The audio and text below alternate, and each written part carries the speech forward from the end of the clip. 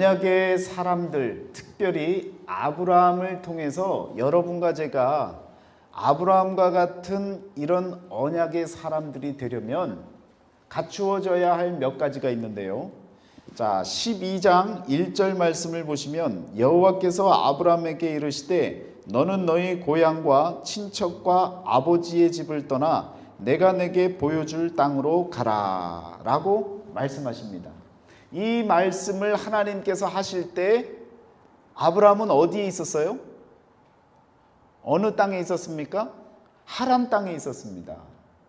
하란 땅, 여러분 이 하란 땅을 간단히 소개하자면 우리가 고대 근동의 역사를 배울 때 여러분 학교에서 이미 여러분이 다 배우셨어요. 전 이해가 있는 사항입니다.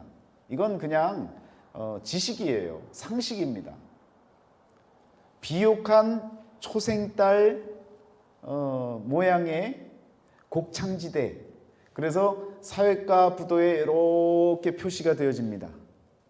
그러면 이렇게 표시가 되어진 초승달 모양의 비옥한 곡창지대의 첫 시작점이 어디냐면 고대 근동의 문명의 발상지인 우루입니다. 우루에서 데라가 가족을 데리고 갔단 말이에요. 어디를 향해 나아갔습니까? 가나안을 향해 나아가고 있었어요. 그러다가 어디에 머물렀냐면 곡창지대의 가장 중심부가 되어지는 하란 땅에 머뭅니다. 그 하란 땅에서는 무역이 아주 활발했어요. 왜? 아시아와 아프리카와 또 유럽의 교차점이었습니다. 그래서 그곳에서 뭘 하면 장사를 했어요? 우상을 팔았습니다. 그래서 데라가 우상을 열심히 팔다가 하란 땅에서 어떻게 됐어요? 죽었어요. 원래는 어디까지 가려고 했습니까? 가나안 땅까지 가려고 했던 사람이었어요. 그런데 가나안 땅으로 가지 못하고 그곳에서 죽게 되어집니다. 아마도 하나님은요, 데라를 통해서 이미 믿음의 역사를 일으키시려고 작정하셨던 거예요. 그래서 그 데라를 통해서 가나안 땅에 가게 만드셨는데 그 과정 가운데 하란 땅에 머물러서 무슨 맛에 든 거예요? 돈 맛에 빠져버린 거예요. 그래서 그곳에 머물러서 우상을 만들다가 그냥 그곳에서 생애를 마감하게 되어집니다. 그러니까 이 답답한 마음을 하나님이 어떻게 푸시느냐? 그의 아들을 통해서 다시 한번 부르시는 거예요. 부르셔서 지금 어디로 가라고 이 얘기를 합니까? 내가 내게 보여줄 땅으로 가라. 보여준 땅이 아닙니다. 환상을 통해서 여기가 내가 너에게 보내줄 너를 가게 할 땅이다라고 증거를 보여준 땅이 아니에요. 내가 너에게 보여줄 땅이라고 미래적인 표현을 쓰고 있고 또 아직도 안 보여준 거예요. 그런데 두 가지 힌트를 주지 않습니까? 가라는 방향을 알려줘요. 어떤 방향이에요? 첫 번째는 고향을 떠나라는 거죠. 고향으로부터 벗어나라는 거예요. 그러니까 우루에서 하란까지 왔는데 아버지가 죽었으니까 다시 고향으로 갈 수 있잖아요. 그 당시에 우루가 가장 번성하고 오늘 이 시대로 이야기하면 뉴욕 중심가와 같은 그런 이미지의 우루 땅입니다. 그 땅으로 다시 돌아갈 수 있는데 고향에서 떠나라는 거예요. 그러니까 고향으로 못 가는 거죠. 두 번째는 아버지의 집을 떠나라는 거예요. 아버지의 집을 떠나라는 얘기는 하란 땅을 떠나라는 거죠. 그러면 방향이 어디만 남았어요? 곡창지대의 아래 위는 다 광야입니다. 그러니까 갈 곳이 안 돼요. 그러니까 곡창지대의 그 마지막 부분을 따라서 가는 그 곳이 어디냐면 가나안 방향이라는 거예요. 자연스럽게 여러분 아브라함이 자신의 가족들과 함께 떠난 것은요, 가나안 방향 쪽으로 나아가고 있었습니다. 그곳이 하나님이 약속하신 땅이다라고 하는 것은 몰랐어요. 그런데 아브라함은 하나님께서 주신 힌트를 센스 있게 받아들여서 자신이 가야 할 방향을 알고 나아간 겁니다. 아직 보여지지 않은 거예요. 하나님이 보여주시지 않았습니다. 그런데 그 길을 떠난 거예요. 여러분, 이 결단이 필요합니다. 언약의 역사를 만들고 언약의 역사에 동참하고 하나님의 뜻에 따라 살아가려는 사람들은 오늘 이 시대의 우리의 사람들 마찬가지로 아브라함과 같이 결단이 필요한데, 하나님이 꿈에서 다 보여주고 다 알려주고 가라고 한 곳으로 가는 것이 아니라 하나님께서 힌트를 주시지만 내가 내게 보여줄 땅으로 가라라고 하는 미지의 땅, 알 수 없는 땅, 그러나 우리 하나님이 함께 하시겠다고 하는 그 땅을 향해서 나아갈 수 있는 이 결단력이 저와 여러분들에게 필요하다라는 것입니다. 그래서 이 믿음을 통해서 믿음의 역사가 시작이 되어집니다. 하나님을 믿는 것 그 자체가 저와 여러분들에게는요, 결단이에요. 오늘 이 자리에 나와서 앉아 계신 저와 여러분은요, 결단을 하신 거예요. 습관처럼 이 자리에 나온 것이 아닙니다. 여러분은요, 하나님을 믿겠다고 결단하신 거예요. 그리고 보여지지 아니하는 성소를 향해 나아가기 위해서 이 자리에 이렇게 오신 거예요. 이렇게 다녀가시는 그 과정들을 통해서 보여지지 않았던 성소가 열려지는 역사가 우리에게 일어나는 것입니다. 그것을 소망하고 꿈꾸고 마지막까지 하나님께 매달리는 그러한 믿음의 소유자가 되어져야 될 줄 믿습니다. 자, 12장 1절 말씀 한 구절에도요, 벌써 이 아브라함의 결단력이 있는 이 신앙의 삶이 우리들에게 보여지지 않습니까? 자, 그리고 넘어가서요, 2절에 보면 내가 너로 큰 민족을 세우고 내게 복을 주어 내 이름을 창대하게 하리니 너는 복이 될지니라. 뭐가 되래요? 복이 될 것이라는 거예요. 너가 조금 복같이 생긴 어떤 것을 받을 거야 라고 하는 혜택을 주겠다는 것이 아니라 아브라함 자체를 복덩이로 만드시겠다는 거예요. 언제요? 내가 내게 보여줄 땅으로 갈 때, 미지의 땅, 알 수 없는 땅, 아무도 가본 일이 없는 곳, 그 길을 향해 믿음으로 나아갈 때에 하나님은 복덩어리가 되게 만들어 주시겠다는 거예요. 여러분, 그런 복덩어리가 되시기를 축원합니다. 이건 믿음을 갖고 나아가는 자에게 주어지는 큰 은혜고요, 선물입니다. 이건요, 하나님께서 아브라함에게만 주신 은혜가 아니에요. 아브라함만을 위한 것이 아니라 저와 여러분을 위해서도 마찬가지로 동일한 은혜로 저와 여러분들에게 약속하시고 허락해 주실 복이라고 하는 사실을 기억하시기를 바랍니다. 복이 되겠다는 거예요. 3절에는요, 너를 축복하는 자에게는 내가 복을 내리고 너를 저주하는 자에게는 내가 저주하리니 땅의 모든 족속이 너로 말미암아 복을 얻을 것이라 하신지라. 자, 여러분, 이렇게 아브라함과 함께하는 사람, 아브라함을 돕는 사람, 그 사람마저도 하나님께서 복의 복을 더해 주시고 복을 얻을 수 있는 기회를 허락해 주신다고 말씀을 하고 있습니다. 하나님이 주신 그 말씀을 마음에 품고요, 아브라함이 지금 달려나가는 그 모든 곳에 삶의 여러 가지 어려움, 역경, 또 모험과 같은 전혀 알 수 없는 미래를 향해서 나아가는 이런 개척자 정신이 그 결단을 통해서 시작이 되어진 것입니다. 자, 그러면 그렇게 떠났던 이 아브라함이요, 결국에는 여러분 어디에 도착하게 됩니까? 가나안 땅에 다다르게 되어지죠. 그랬더니 하나님께서 5절 말씀에 이렇게 나옵니다. 마지막 부분에 이렇게 나와요. 마침내 가나안 땅에 들어가더라. 그곳에 들어가서 하나님께서 그 가나안 땅에 이제 7절 말씀에 이렇게 이야기를 하죠. 아브라함에게 나타나 이르시되 내가 이 땅을 내 자손에게 주리라 하신지라.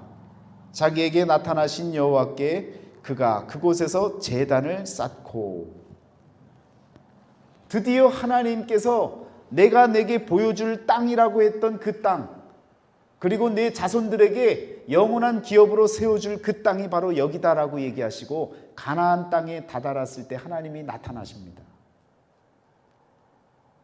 그리고 나서 아브라함은 그곳에서 제단을 쌓죠. 제단을 쌓고 그리고 나서 거기서 베델 동쪽 산으로 옮겨 장막을 치니, 제단을 먼저 쌓고 그리고 자신이 머물 장막을 쳤다는 거예요. 만들었다는 거예요. 여러분, 이것이 지나가는 말씀 같지만 언약의 역사를 일으킬 자들에게는요, 중요한 우선순위입니다. 제단을 쌓는 일이 우리 삶에 가장 중요한 거예요. 그리고 내 장막을 생각하는 그런 마음을, 우리의 신앙의 자세를 갖고 있을 때에 하나님의 역사가 일어나는 겁니다. 옛날에는요, 이사를 갈 때 교회가 어디에 있는지, 또 내가 출석할 교회가 어떠한지 그런 것들을 살피고 이사를 했어요. 그런데 요즘은 어떻습니까? 그냥 내가 살 집, 좋은 집을 찾아서 이사를 하고 보는 거예요. 그리고 나서 교회가 있나 없나를 살피는 거죠. 여러분, 별 차이가 아닌 것 같지만 큰 차이가 있는 거예요. 신앙의 우선순위를 분명하게 생각하고 그 방향대로 나아가는 삶을 사는 삶이냐, 아니면 내가 편하자고 내 장막을 찾고 그리고 제단을 찾을 것인가 라고 하는 물음은요, 상당히 차이가 나고, 나를 중심으로 삶을 사느냐 하나님 중심으로 삶을 사느냐라고 하는 그러한 물음 앞에서 갈려지는 그러한 모습이 아닐 수 없다는 겁니다.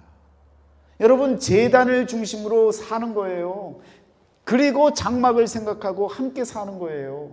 그래야 여러분, 가정도 화목하고요, 그리고 우리의 신앙도 튼튼해집니다. 아브라함이 보여준 이 삶의 우선순위, 신앙의 우선순위가 여러분과 저에게 분명히 필요한 부분입니다. 언제나 제단을 중심으로 생각할 수 있는 마음, 그리고 우리 가정을 돌보는 마음, 그리고 나의 직장, 또 나의 삶, 모든 사회의 삶을 돌아볼 수 있는 그런 믿음의 자세가 우리가 있을 때 하나님은요, 그 인생을 책임져 주시고요, 복덩어리로 만들어 주시는 은혜를 일으키시는 거예요. 여러분, 결국 누구 잘 되라는 거예요? 하나님 위해서 열심히 믿음 생활하면 하나님이 나를 복덩어리로 만들어 주신다고요. 쇳덩어리가 아니라 복덩어리로 만들어 주신다고요. 그런 복덩어리가 다 되어지시기를 축원합니다. 그러려면요, 우선순위가 우리에게 절대적으로 필요하다라는 것입니다. 여러분이 이 시간 이 자리를 찾은 것은요, 우선순위를 하나님께 두었기 때문에 이 자리를 찾은 거예요. 그리고 말씀을 듣고 말씀대로 살려고 지금 내 방향을, 내 인생의 방향을 하나님을 향해서 지금 초점 지어놓고 그리고 달려가려는 마음을 여러분과 제가 갖고 있는 거예요. 아브라함이 그랬습니다. 그런데 아브라함에게요, 묘상한 일이 일어나죠. 자, 그 다음 절에 보시면요, 8절을 보세요. 거기서 베델 동쪽 산으로 옮겨 장막을 치니 서쪽은 베델이요 동쪽은 아이라. 그가 그곳에서 여호와의 제단을 쌓고 여호와의 이름을 부르더니 점점 남방으로 옮겨갔더라.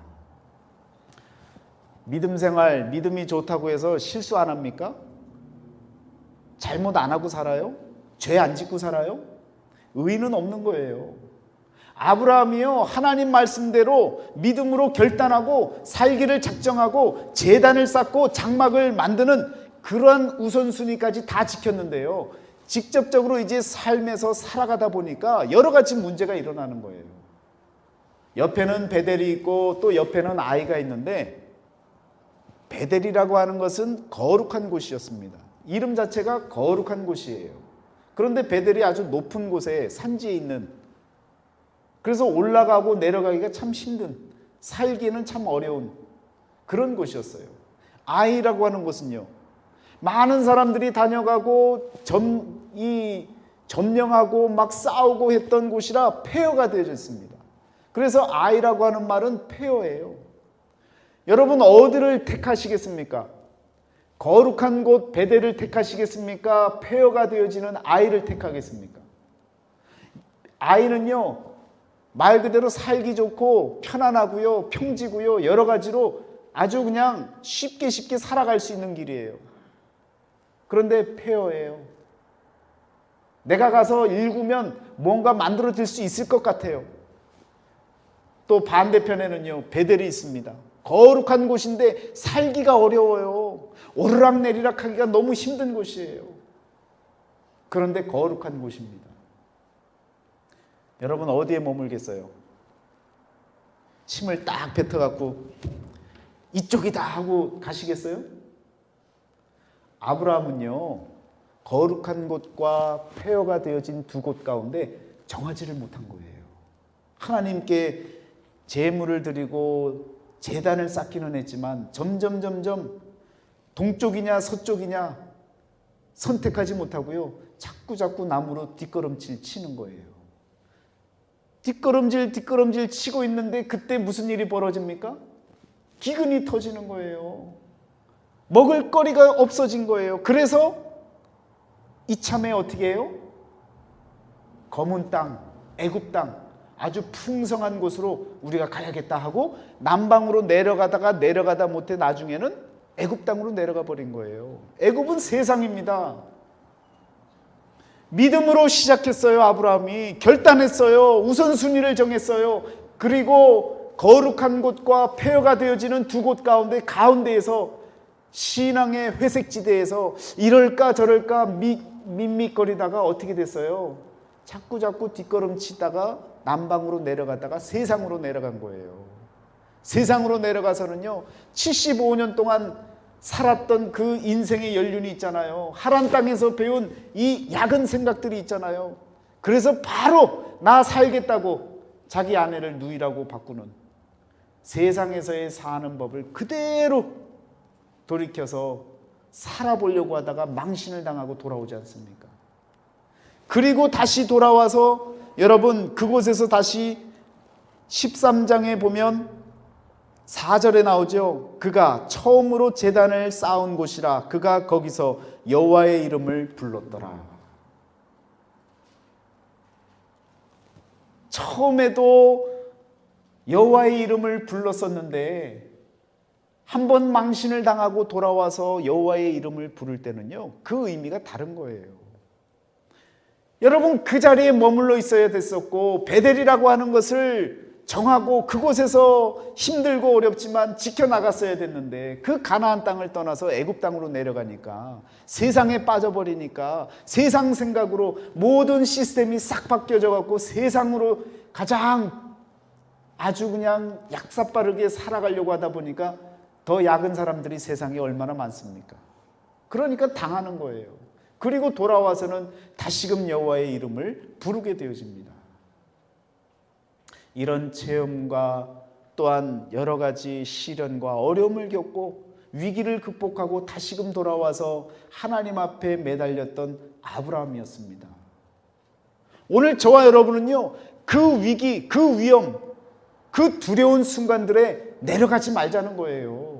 조금 땀나고 조금 힘들고 조금 어려워도 조금 불편해도 베델을 택하고 거룩한 곳에서 믿음으로 살아가는 지혜를 갖고 산다면요, 아브라함이 겪어야 할 이런 어려움, 이런 죽음의 위기를 겪지 않고도 믿음 안에서 하나님 말씀 가운데 언약의 역사를 이루어갈 수 있는 그러한 삶을 살아가는 믿음의 사람이 되어질 줄 믿습니다.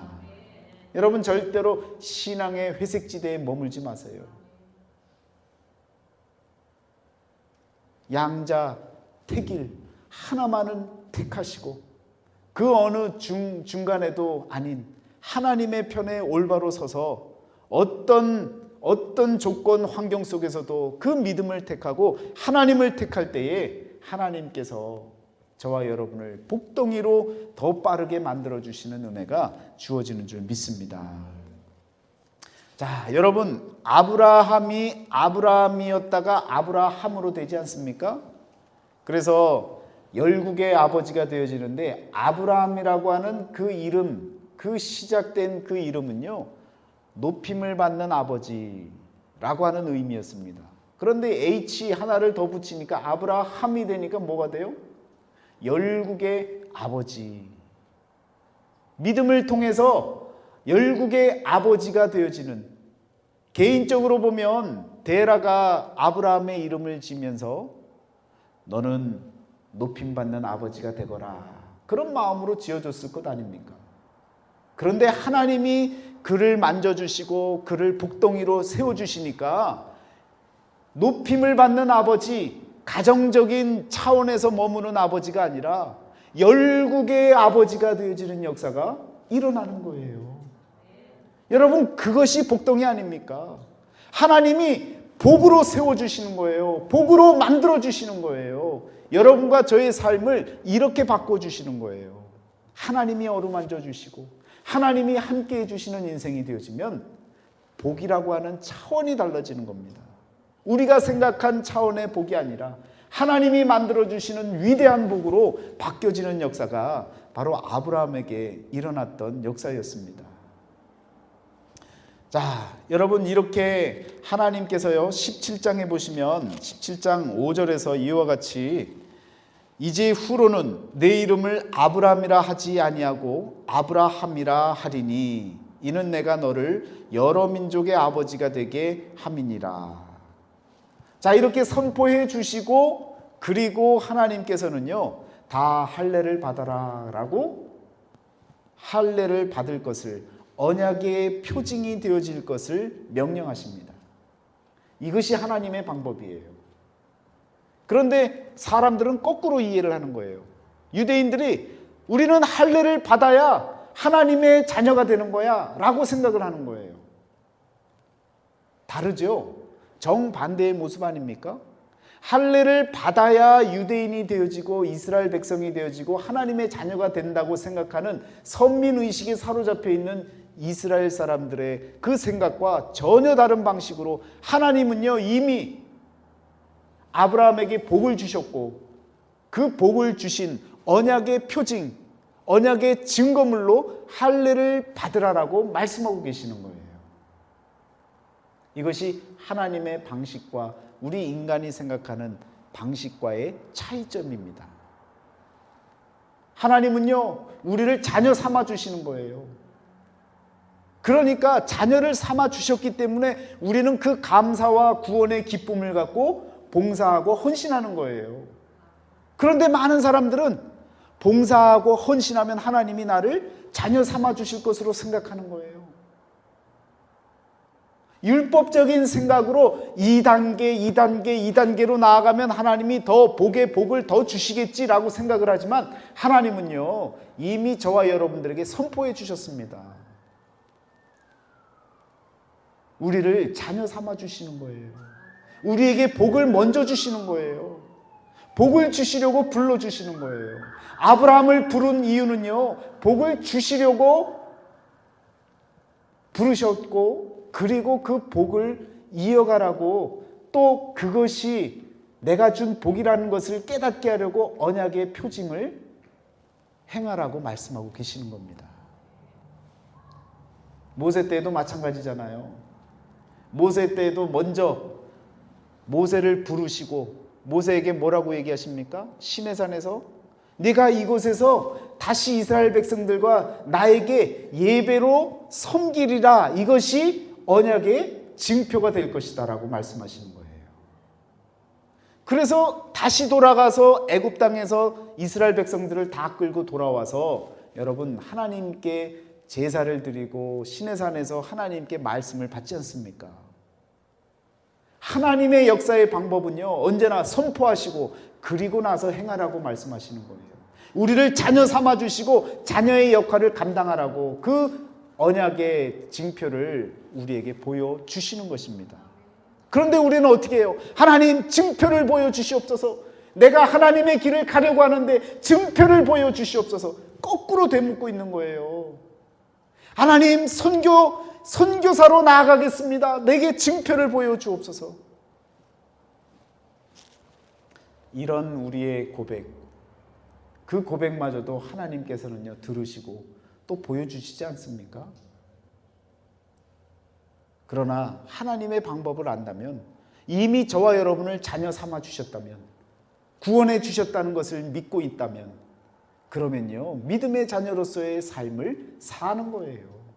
그것이 바로 여러분 복으로 세워주시고 그리고 할례를 받으라라고 말씀하셨던 그 모습을 우리들에게 아브라함을 통해서 하나님의 방법을 알려주고 계시는 것입니다.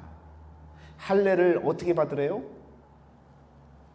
태어나서 8일째 되는 날 받으라고 하잖아요. 왜 8일째 받으라 그래요?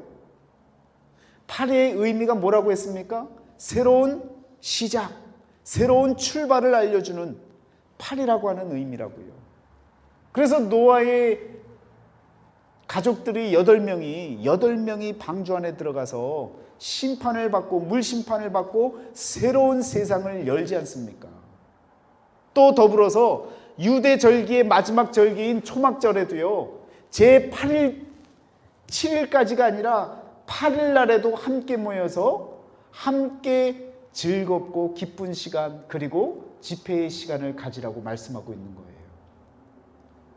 모든 것에 새로운 시작을 알려주는 8일째에 받아야 할 그 할례의 의미가 바로 하나님이 터치하시고 하나님이 만져주셨던 그 삶이 새로운 삶으로 시작한다라고 하는 그 증표를 받으라는 거예요.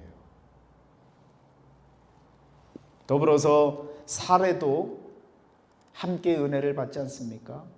그래서 나의 왕녀라고 하는 그런 의미에서 사라라고 하는 열국의 어머니라고 하는 이름을 받게 되어집니다. 이것이 창세기 17장 15절에 나오는 말씀 아닙니까? 자, 그러면 언약의 시작은 도대체 어디서부터 시작이 되어지느냐? 아브라함에게 하나님께서 어떤 언약을 세우시느냐? 이것을 저와 여러분들이 분명히 아셔야 됩니다.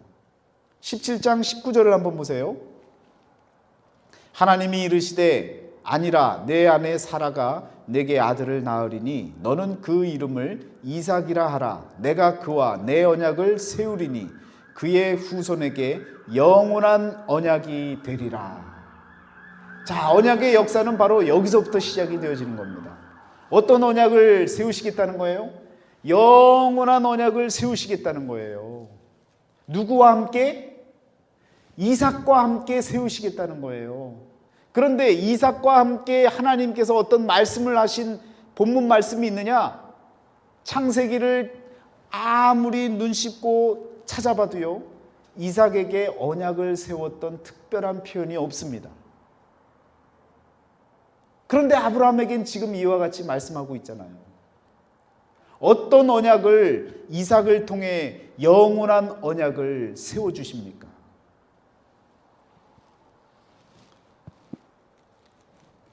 17장 21절에서 내 언약은 내가 내년 이 시기에 사라가 내게 낳을 이삭과 세우리라 라고 말씀하고 있는 거예요. 그러니까 아브라함이 어떤 언약을 세울지 사실은 1년이 지나봐야 알 수 있게 되는 거죠. 그래서 1년이 지나서 진짜 떡두꺼비와 같은 이삭을 낳습니다. 그 이삭을 낳고 그리고 나서 어떤 일이 벌어집니까?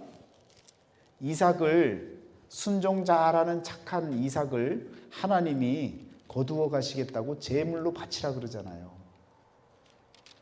그 나이가 한 17살 정도 되는 그런 아주 청년의 아주 어른이 다 되어진 그런 입장의 이삭인데, 그 이삭을 데리고 어디로 가요?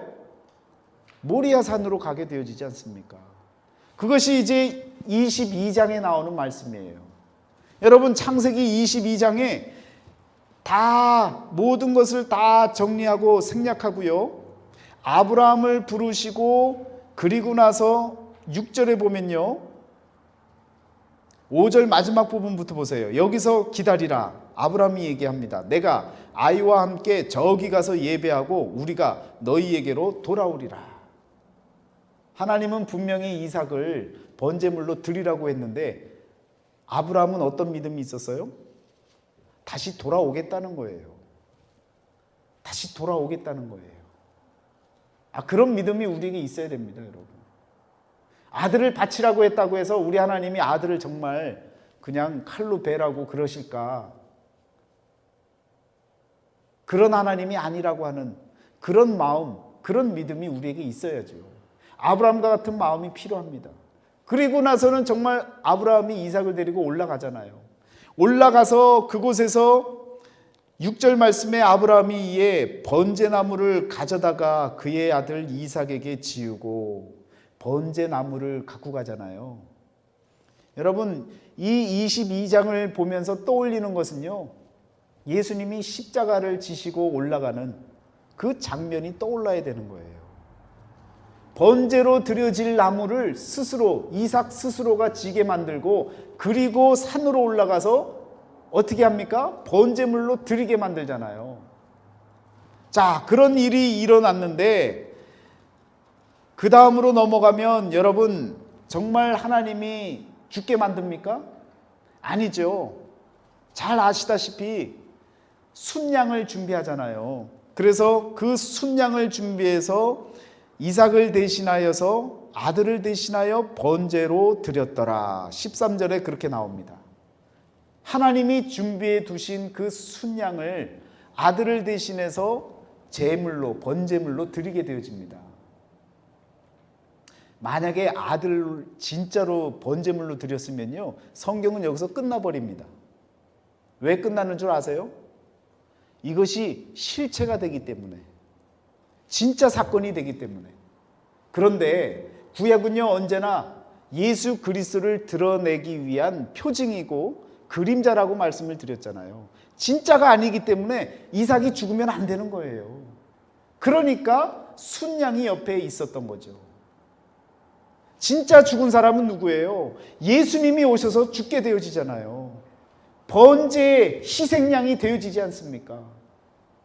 이건 하나의 그림이기 때문에, 앞으로 일어날 것에 대한 표징이기 때문에 이삭이 죽으면 안 되는 거예요. 그래서 순양이 대신 번제물로 드려집니다. 그랬더니 아브라함이 뭐라고 얘기를 합니까? 여호와 이레. 여호와 이레라고 하는 표현을 쓰잖아요. 여호와 이레라는 표현의 의미가 뭐라고 했어요? 자, 어디에 나옵니까? 창세기 22장 14절에 나오죠. 아브라함이 그 땅 이름을 여호와 이레라 하였으므로 오늘날까지 사람들이 이르기를 여호와의 산에서 준비되리라 하더라. 아브라함이 깨달은 거예요. 하나님의 언약이 무엇인지를 깨달은 거예요. 이거구나, 이것이구나 라고 깨달은 그것이 무엇입니까? 여호와의 산에서 번제물이 준비될 것이라는 거예요. 목사님, 무슨 얘기 하시는 겁니까? 여러분, 순양을 지금 대신, 아들 대신에 번제물로 드렸잖아요. 그러면 아브라함의 고백은 어떻게 되어져야 됩니까? 여호와께서 번제물을 준비해 주셨다라고 하는 과거형을 써줘야 되는 거잖아요. 그런데 여호와의 산에서 준비되리라 라고 하는 미래형을 쓰고 있는 거예요. 그러니까 여호와 이레라고 하는 이 표현 가운데 하나님께서 아브라함에게 깨닫게 만든 언약의 말씀이 담겨져 있는 것입니다. 그러니까 이게 지금 벌어지는, 이삭에게 벌어지는 이 일들, 아브라함에게 벌어지는 이 사건이 진짜가 아니라 앞으로 일어날, 하나님께서 이삭에게 언약을 세우리라 말씀하셨던 그 언약이 바로 그 언약이라는 거예요. 이삭을 통해서, 이삭의 이 사건을 통해서, 번제물로 드려지는 이 사건을 통해서 언약을 세우신 거예요. 내가 이삭과 언약을 세우리라 말씀하셨잖아요. 그 언약을 세우셨는데 그 언약을 누가 성취시킵니까? 예수님이 성취시키시는 거예요. 할렐루야. 이 사실이 바로 아브라함을 통해서 언약의 역사를 일으킨 겁니다. 오늘 저와 여러분들이요, 이런 언약 역사를 일으키기 위해서는요, 아브라함과 같이 결단이 필요한 거예요. 하나님을 향해 나아가는 그 결단, 하나님의 말씀이면 무조건 순종할 수 있는 그 믿음, 그것이 우리에게 있을 때에 여러분, 하나님의 언약의 역사가 우리들에게도 일어나는 줄 믿습니다. 그래서 히브리서 기자가 뭐라 그래요? 아브라함은 하나님이 계획하신 지으실 터, 성전을 지을 터를 바랐습니다 라고 표현하고 있지 않습니까? 그걸 알았던 거예요. 아, 번제물을 하나님이 여호와의 산에 준비하시겠구나 라고 하는 것을 고백하지 않습니까? 자, 이런 일들이 결국은 시대가 지나면서 다윗 때에도 마찬가지로 하나님께서 지혜를 주시고 언약의 역사에 동참할 수 있도록 그 언약의 역사에 아브라함을 따라서 일으킬 수 있는 그러한 지혜를 주셔서 깨닫게 만들어 주시지 않습니까? 그 말씀이 역대하 3장 1절의 말씀입니다. 솔로몬이 예루살렘 모리아 산에 여호와의 전 건축하기를 시작하니 그곳은 전에 여호와께서 그의 아버지 다윗에게 나타나신 곳이요 여부스 사람 오르난의 타작마당에 다윗이 정한 곳이라. 우리 영합교회 성도님들은 여기에 그냥 형광펜으로 별표를 여러 개를 해놓으셨을 거예요. 왜? 이 말씀만큼 중요한 언약의 말씀이 없거든요. 아브라함을 통해서 이삭을 낳고 이삭과 하나님이 세운 그 언약이 바로 이곳에서 이루어지지 않습니까? 솔로몬이 예루살렘 모리아 산에 여호와의 전을 건축하기를 시작합니다. 아브라함은 그 성전을 어디다 지을까라고 고민하고 계속 둘러봤는데 다윗이 그것을 깨닫지 않습니까? 그래서 그곳에 예루살렘 모리아 산에다가 예루살렘 성전을 짓게 되어지는 거예요. 그곳에 누가 올라가는 거예요? 예수님이 들어가시는 거예요. 예수님이 그 십자가를 향해 나아가시기 위해서 예루살렘 성전으로 들어가시는 거예요. 그것이 바로 사순절의 시작 아닙니까? 오늘 사순절 첫 주를 맞이하여서 여러분과 제가 분명히 알아야 할 것은 언약의 역사가 하나님이 세우신 언약의 역사가 아브라함 때부터 이어져서 2000년이 지나서 예수 그리스도를 통해 성취되어지고 새로운 언약이 만들어지고 오늘 우리들에게 여전히 2000년이 지나서 그 새 언약이 예수 그리스도를 믿는 자들에게 아브라함과 같은 복을 허락하시겠다고 하셨던 그 말씀이 우리에게도 이루어질 것을 믿고 나아가고 있는 것입니다. 그것을 로마서에서 사도 바울이 이야기하고 있는 거예요. 여러분 그 얘기를 어디서 하고 있습니까? 오늘 본문 말씀 사람이 일을 해서 구원을 받는 게 아니라 믿는 자에게 얻어지는 은혜를 우리에게 말씀해 주고 계시잖아요. 그러면서 여러분 4장 마지막 절로 가보세요. 로마서 4장 24절 25절을 보면 의로 여기심을 받을 우리도 위함이니 곧 예수 우리 주를 죽은 자 가운데서 살리신 이를 믿는 자니라. 예수는 우리가 범죄한 것 때문에 내줌이 되고 또한 우리를 의롭다 하시기 위하여 살아나셨느니라. 자, 이것은 누구를 위함만이 아니라고 나옵니까? 23절에 그에게 의로 여겨졌다 기록된 것은 누구만을 위한 것이 아니라고요? 아브라함만을 위한 것이 아니라고요. 그러니까 누구도 위한 거예요? 우리도 위한 거예요. 언약의 역사를 일으키시고 그 언약을 성취시켰던 그 역사적인 사건, 예수 그리스도의 십자가의 사건을 믿는 자, 우리도 위함이니 예수 우리 주를 죽은 자 가운데서 살리시는 이를 믿는 자, 그런 믿는 자가 되어질 때에 언약의 역사가 여러분과 저에게도 일어나는 것입니다. 사순절은요 이렇게 시작되는 거예요. 아브라함이 일으킨 언약의 역사로부터 시작이 되어지는 거예요. 성경 전체가요 언약이라고 했잖아요. 그 언약의 중심에 예수 그리스도가 이 땅에 구원을 허락하시려고 저와 여러분들을 찾아오신 그 역사적인 사건이 바로 아브라함 때 그 믿음으로부터 시작되어졌다는 거예요. 그러면 여러분 아브라함이 이삭을 바칠 때에 이삭을 드릴 때에 하나님이 어떤 표현을 먼저 쓰시느냐면 그 표현을 뭐라고 얘기하시냐면요. 창세기 22장 1절에 이렇게 표현이 되어집니다.